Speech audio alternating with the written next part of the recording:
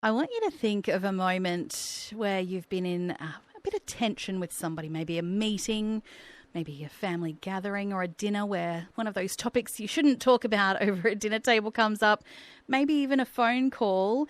In those moments of tension, how do you stay calm? How do you diffuse the tension? Communications trainer and birthday girl Wendy Demonari might have some ideas. Good morning, Wendy. Good morning, Susan. You're giving all my secrets away. Oh, Wendy, we've all been in these situations. Yep. It could be negotiating insurance or a warranty issue on the phone. It could be many different circumstances that we find ourselves in. Why is staying calm in these moments of tension so important? Yeah, right. I think it's really important because staying calm helps you communicate more effectively, and that's what it's all about. So it helps you express your thoughts, putting them together. It helps you articulate the points that you want to make as well, and so that you're not like overcome with emotions in that moment. Yeah, it can. And sometimes in those heated moments, it can be more about who's right rather than actually Yes. getting a solution to the problem. Exactly. And I think that's what we got to remember, that it's got to be solutions focused. So rather than allowing the heat of the moment and all the emotions to carry you away, trying to sort of take it back and think, I'm here to resolve a problem. I'm here to sort of get to a solution rather than just be right and get my point across. Yeah. Some of these situations, these situations can be in professional settings or personal settings. Is there anything particularly when we talk professional setting that we probably should be thinking about why it's important to stay calm? Yeah, definitely. I think what we've got to be thinking about is how we're coming across. And if we are in a leadership role, or we wish to be in a leadership role, then we need to think about how we're coming across. So staying calm sets a very good positive example for the rest of the team. It demonstrates your ability to handle pressure, which is very important if you're a leader. Also, you're maintaining a sense of professionalism. So rather than, going, below the belt and saying things that you'll really regret afterwards, just try to keep your composure and maintain that professionalism. And that will sort of set the tone, I think, for everybody around you. So now we know why it's important to stay calm, and thinking of some of those different contexts. The next big step is easing the tension. Yes.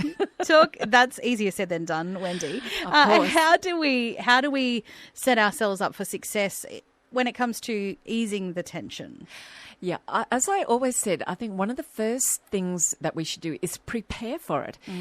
We can anticipate when there's going to be meetings or phone calls or gatherings that could be very tension-fueled, high in emotions. So anticipating possible problems or objections and preparing your responses. Thinking, how am I going to act when, this question gets asked or things become really tense. And so, sometimes even having that in the back pocket makes you feel a bit less anxious going into the meeting or catch up as well. Yeah, that's right. You're prepared for that. Yeah, absolutely. I guess listening is also really important too, right? Absolutely. I say this every time. So we've got to be doing more listening than talking.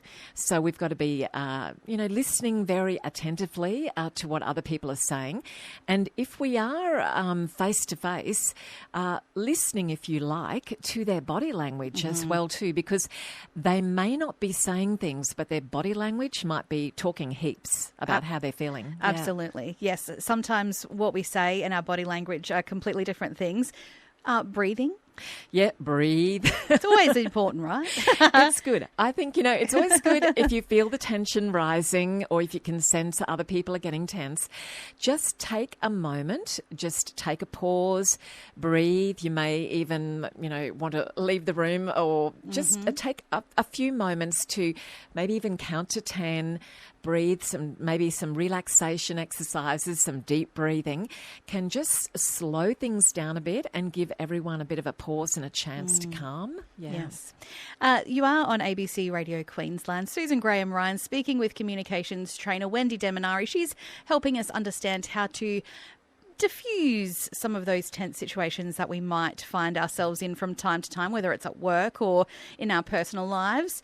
I guess having some empathy is a good part of it too. Yes, Susan, I think that's really important because, as I said, we can be so caught up in our own issues and in our own, I've got to, win this battle and get this right. And we sort of, don't stop sometimes to think about the other person and where they're coming from and their perspectives. So try to put yourself in their shoes, and that will perhaps help you be a little bit more objective and, a little bit might calm things down a little bit as well. Any other little tips that we need to that could help diffuse some of these tense situations? Well, look, I think let's talk about humour, shall we? Let's. I don't know. Do you think humour is a good thing in moments like this? I think that's my default, is trying to add humour. I don't think it actually does. It probably just makes things more awkward, but I try. Yeah. Well, this is the thing, isn't it? So it's often my default as well. I think it's a good tactic. It's a good strategy to use, but you've got to be a little bit careful, maybe a little bit judicious about it. Read the room. It could be just what the situation calls for. Mind you, it could just make things worse. Yes. So you've got to be a little bit careful about that. Take some breaks if needed. I think, say, look, maybe we need to come back. Maybe we need to take a moment, have a pause, and then regroup, and things might have settled down. Yeah. Well, Wendy, thank you very much for those thoughts. And that's communications trainer Wendy Deminari from Work Ready NQ. Thank you very much for that. Thanks, Susan. And have a happy birthday. Thank you.